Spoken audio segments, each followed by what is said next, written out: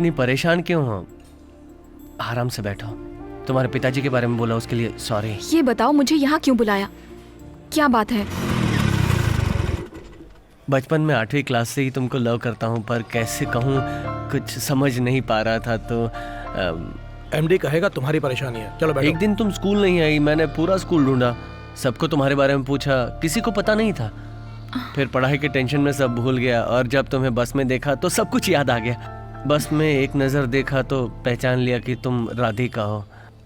मैं बस यही कहना चाहता हूँ। तुम जैसा चाहते हो वैसा नहीं हो सकता। मेरी माँ मुझे बहुत मुश्किल से पढ़ा रही हैं, मैं उन्हें धोखा नहीं दे सकती। प्यार के नाम पर बाइक्स पर घूमना, सिनेमा देखना, गार्डन में हाथों में हाथ डालकर घूमना, ये सब मुझे पसंद नहीं है। अब हम अगले हफ्ते मिलेंगे, ओके? मैं जो भी कह रही हूँ तुम समझने की कोशिश करो। तुम्हारे लिए भी यही अच्छा होगा कि इन सब बातों को दिमाग से निकालो। ए, अकल नहीं है क्या? दो लोग बैठकर बातें कर रहे हैं, ऐसे झांक रहे हो? मामा जी, मामा जी,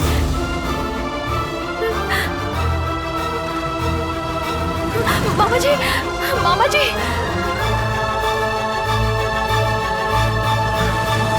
मामा जी आप मुझसे बात कीजिए, इस तरह चुप मत रहिए आप।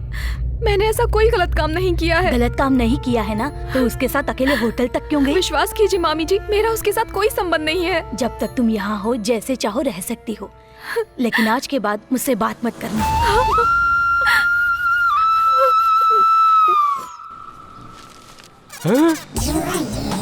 ये हमारे इस पवित्र भारत देश में ये चड्डी पहन के घूम रही है।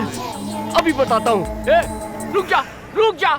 बाथरूम से नहाकर बिना कपड़ा पहने यहाँ धूप में कपड़ा सुखाने के लिए आई है क्या? इन्ना पेस रहे? अच्छा अच्छा, बाहर की हो तभी तो मैं बोलूँ। हमारे यहाँ की लड़कियाँ तो ऐसे कपड़े बिल्कुल नहीं पहनती। तुम लोग यहाँ के ऐसे कपड़े पहन के हमारे यहाँ की लड़कियों को क्यों बर्बाद कर रहे हो? Don't talk too much. 3 मत भी बोलूंगा बे।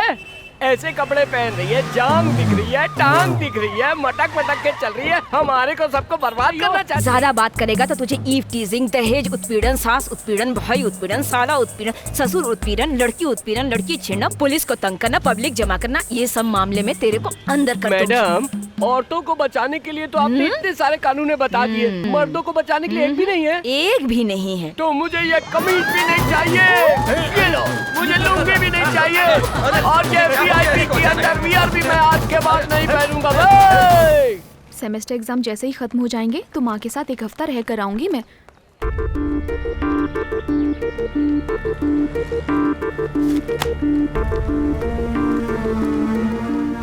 तुम मेरे साथ ऐसा क्यों कर रहे हो? क्या तुम्हें मुझ पर जरा सी भी दया नहीं आती? मेरे मामा जी ने मुझे गलत समझा। इतने सालों से जिस मामी जी ने मुझे माँ की तरह रखा, उन्होंने मुझसे बात तक नहीं की, सिर्फ तुम्हारी वजह से। मैं तुमसे बस यही कहने आया था कि आज के बाद कभी तुम्हारा पीछा नहीं करूंगा। जब मैंने तुम्हें पहली बार बस में देखा तो पूछा कि क्या तुम राधिका हो। अगर उस दिन हाँ कह दिया तो मैं तुम्हें हाय कह के चला जाता। तुमने इनकार किया तो मैं तुम्हारे पीछे आया। तुम्हारा इनकार मुझे इकरार लगा। शायद मुझसे गलती हो गई। बाइक पर घूमना, सिनेमा जाना, गार्डन में जाकर बैठना, इस तरह के प्यार के बारे में मैं भी बिल्कुल नहीं जानता। मैं तुमसे शादी करना चाहता हूँ। आज से ठीक 6 महीने बाद तुमसे बस 2 मिनट के लिए मिलूंगा। अगर तुमने शादी के लिए हाँ कहा तो ठीक है, वरना अपनी किस्मत समझकर चला जाऊंगा। अगर मर्द पर मुसीबत आती है तो उस तक ही रहती है, लेकिन लड़की पर मुसीबत आती है तो पूरा परिवार परेशान हो जाता है। मेरी भी एक बहन है, मैं अच्छी तरह जानता हूं, तुम्हारी परेशानी समझ सकता हूं।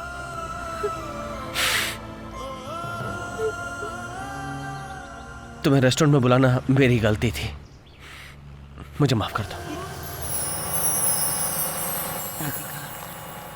माँ, तेरे पिताजी को गुजरे 10 साल हो गए, लेकिन मुझे पता ही नहीं चला। 10 साल 10 मिनट की तरह चले गए।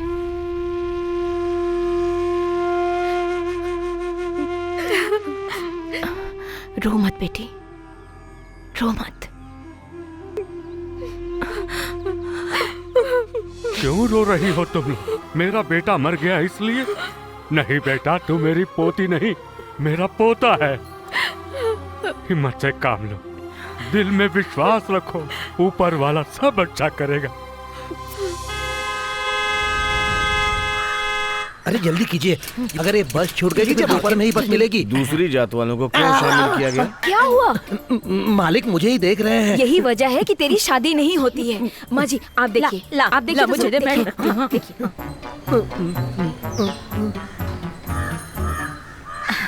क्यों भगवान, यहाँ क्या चल रहा है? बिल्ली बैठी है, कुत्ता चल रहा है, मैं चल रही हूँ, आप चल रहे हैं। वो सब तो ठीक है, ये मुसद्दी की मछली करी को लेकर यहाँ वहाँ चल रहा है ना, वो क्या बात है? क्या मछली की अरे करी? रे रे। ओ क्या है, मैं तुम्हारी मछली करी की खुशबू सूंघ नहीं सकता या फिर ढोल की आवाज सुन नहीं सकता? मैं श्रवण के लिए भेज रही थी, कभी कभी भेज दिया करती हूँ।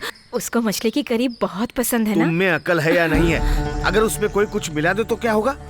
2 मिनट के अंदर तुम्हारी खत्म हो जाएगी कहानी किस्मत की। अरे बाप रे, मैंने तो ऐसा सोचा ही नहीं। खा ले मेरे भाई, खा ले। इतनी गर्मी में इतने परेशान होके तू खाना लाया, पहले तू खा ले। तू मुझे कितना भी मारे पीटे, लेकिन खाने के वक्त हमेशा तू मुझे पहले खाना खिलाता है। मैं तेरे इस प्यार पे मर मिटा हूँ मेरे दोस्त, मर मिटा हूँ। क्यों गणेश, खाना टेस्टी है ना? अबे माँ ने बनाया तो अच्छा ही होगा ना। हाँ हाँ, खा खा। तुझे चक्कर आ रहा है क्या? बिल्कुल नहीं भैया। मुझे लग रहा है तुझे चक्कर आ रहा है। वो किस लिए? सच कहूँ तो मुझे लगा कि हमारे दुश्मनों ने खाने में जहर मिलाया है, इसलिए तुझे पहले खिला दिया। खाने की थोड़ी टेस्टिंग हो जाए, है ना? क्या खाने में जहर है कि नहीं है उसका टेस्ट करने के लिए तूने मुझे चुना? यही तेरा प्यार है? 100 मील दूर से खाना आता है और तुमको इसकी कदर भी नहीं है। जिया जी, सादा भोजन उच्च विचार खाओ ना। शेर भूखा मर जाएगा पर घास नहीं खाएगा। तो क्या खाओगे, हमारा भेजा? मेरी सारी जमा पूंजी इसी जमीन पर लगी थी। हमारा पूरा भरोसा इस 7 लाख रुपए पर था। इस नोटिस को देख कर लग रहा है जैसे सब कुछ खत्म हो गया। फिक्र मत कीजिए जी, सब ठीक हो जाएगा। अब कुछ नहीं हो सकता, कुछ नहीं हो सकता। क्लास में नहीं आई, यहाँ क्या कर रही है? घर में बहुत टेंशन चल रही है। क्या हुआ? कुछ दिनों पहले मेरे मामा जी ने एयरपोर्ट के पास 2 ग्राउंड जमीन खरीदी थी। अचानक से नोटिस आया है कि एयरपोर्ट को पड़ा करने वाले हैं। पूरा परिवार परेशान है। मेरी तो समझ में नहीं आ रहा कि क्या करूं। ये बताओ राधिका, जमीन किससे ली थी? श्रवण, क्या हुआ जयंती? मैंने तुम्हें ये बात बताई, राधिका को पता नहीं चलना चाहिए। फोन रखो, मैं देख लूंगा। जासूसी कर रहा था गधे। क्या बात है, दरवाजा क्यों बंद कर रहे हो? ए चाचा, ए तमीज से बात कर मुझसे। सुनो, कितनी बार कहा था उस एयरपोर्ट वाली जमीन को किसी को दिखाना मत, लेकिन तुम समझे नहीं।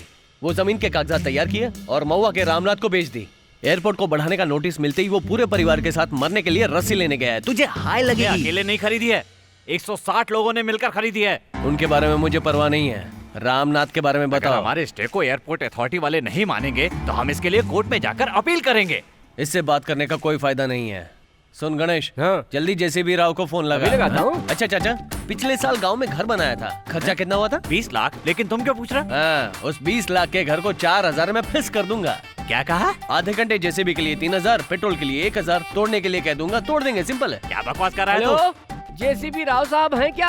हाँ, उनको जरा बोलिए 6 घंटे के लिए वो चाहिए, लाइन पे बने रहे। मेरा काम कर दो वरना जेसीबी घर में घुस जाएगा।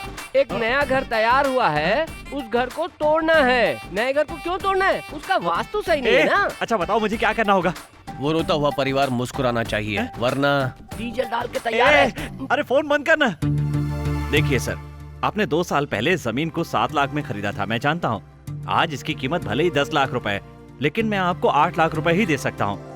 अपने ओरिजिनल डॉक्यूमेंट दीजिए और इस पर साइन कर दीजिए। चलो साइन करवाओ। ये लीजिए। Thanks sir. अगर किसी मंत्री के पास गए होते तो मैं कभी नहीं डरता, लेकिन इन लड़कों के पास किनसे? सेल फोन से इतने बड़े बड़े काम करवा लेते हैं।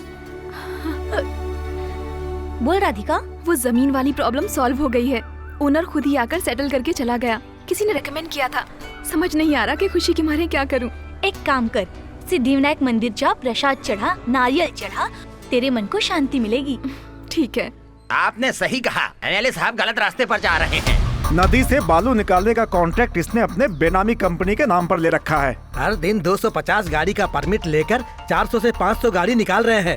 सारा बालू दमन से हैदराबाद जा रहा है, वो भी ट्रकों में भरकर। हमने सारे चेक पोस्ट पर पूछताछ कर ली है। तहसीलदार को मैं साथ लाया हूँ। बुलाओ। बताइए सर। साहब नमस्ते। ये सब क्या हो रहा है? राजनेताओं के सामने हम क्या कर सकते हैं सर? एक सरकारी ऑफिसर को ऐसी बातें नहीं करनी चाहिए। हमारे जिले में नदी का पानी बिल्कुल ही नहीं आता, जिसके कारण खेती करना मुश्किल हो गया। अब रह गई बात वहाँ के बालू की। अगर ये लोग बालू निकाल लेंगे तो क्या होगा? पानी कहाँ से आएगा? नदी से बालू निकालना माँ के गर्भ को उजाड़ने के समान होता है। कहाँ है राजकिशोर? बेटा, अभी उससे कुछ भी पूछोगे तो कहेगा वो कुछ नहीं जानता। सब उसके बेनामी कंपनी के नाम पर हो रहा है। थोड़ा धीरज रखेंगे तो उसे रंगे हाथ पकड़ सकते हैं। ठीक है भैया, आपके लिए एक मैसेज आया है। क्या है? P फॉर पॉकेट मार, T फॉर तड़ीपार, C फॉर चोर, G फॉर गुंडा लिखा है। किसने भेजा है? सेकंड ईयर का अशोक। कहाँ है अशोक? अशोक कहाँ है? निकल बाहर! अरे अशोक कहाँ है? मैंने नहीं किया है, बसंत ने किया है। चलो रे, सब लोग यहाँ आओ, जल्दी आओ। पूरा कॉलेज वाले इधर आओ। किसने मुझे फॉरवर्ड किया था भैया? नहीं पता तेरे को? 30 सबको मार खानी पड़ेगी। मैंने फॉरवर्ड किया था। सबका मोबाइल चेक करे। किसने भेजा? कल कैंटीन में मैंने मंजू को भेजा था और पता नहीं उसने किस किस को फॉरवर्ड कर दिया। ये क्या किया तुमने? अगर किसी के इनबॉक्स में ये मैसेज मिला तो उसे नंगा करके खड़ा कर दूंगा। बोलो जयंती। ये किसका नंबर है? उस मैसेज को मेरे नंबर पर भेजो। मैं राधिका को फॉरवर्ड करता हूँ, उसे डिलीट मत करना। क्या रे, ये नंबर तेरा है? ये किसका मोबाइल बज रहा है? श्रवण का मैसेज नहीं आ रहा। चुप करना। मुझे नहीं पता भाई, मुझे नहीं पता। तक पता नहीं चलेगा, कोई यहाँ से नहीं जाएगा। सर, मैंने कुछ नहीं किया। इसका मोबाइल चेक करो। मंजू भेजी है भाई। तुमको किसने मैसेज भेजा था? राधिका। तूने मैसेज भेजा था? वो मैसेज मैंने फॉरवर्ड नहीं किया। मैं नहीं जानती। 9824444612। ये किसका फोन नंबर है? मुझे नहीं पता। किसका नंबर है ये? बॉस, मेरा नंबर है बॉस। वो मैसेज मैंने तैयार किया था।